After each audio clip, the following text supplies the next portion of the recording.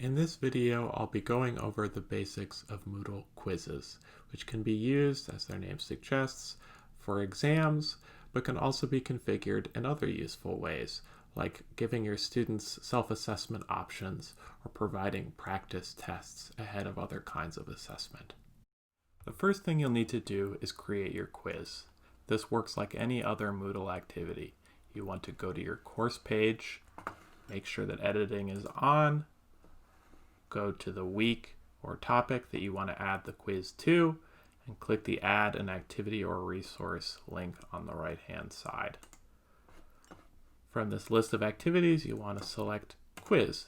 Just click that radio button. We'll bring up a description of the quiz activity, which includes some nice details about possible options for using the quiz for things other than a traditional exam. Click Add here, which will bring you to the quiz settings. Some of these will be familiar, like name. You have to give it a name of some kind, and specify a description if you want.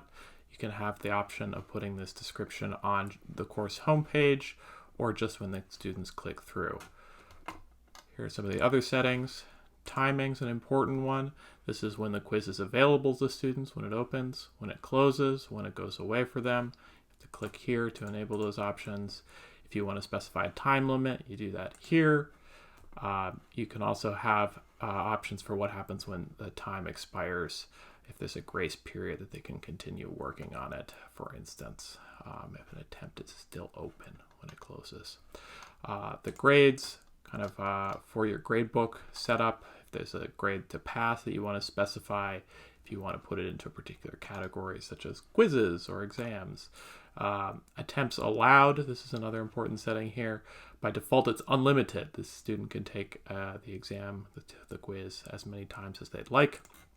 But you can also make it just once if you're doing a more traditional sort of higher stakes exam, which of course disables the grading method of how to make sense of the many attempts that a student can make. Layout concerns the questions on the exam. Once you add those, do you want each question on a new page? Do you want 2 questions per page? Do you want them all on just one long scrolling page? You can set the options for that here. Question behavior is about sort of shuffling questions, how those questions appear. Do you want to be able to have the answers reorganized within a question, for instance? And how do you want feedback to appear? Do you want that feedback to be deferred until the end of an attempt? Do you want it to happen immediately? Do you want to have it only immediately with multiple tries? Might be good to see what these options do on your own here if you're interested in that kind of thing. There's further options even if you click the Show More button there. Review options concerns kind of what sort of feedback the student gets either during the attempt, after they finish their attempt, if the quiz is still open, and then after the quiz is closed.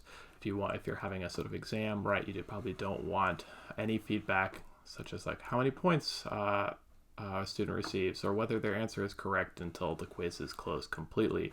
But you can, of course, specify things in more particular detail if you're using for the quiz in another way. The appearance here, just little options for you if you want to personalize this quiz a little bit more. You can also set a password for the quiz if you want to add extra sort of security. Overall feedback is useful if you want to set kind of overall feedback on a quiz given certain grade thresholds. If they get 100%, you give them a message that's different than if, say, they get an 80% on the quiz. And you can add a bunch of different feedback fields with this button here if you want to keep adding to those. The rest of the settings here are common to pretty much all Moodle activities that you might add. They include sort of access restrictions, tagging, things like that.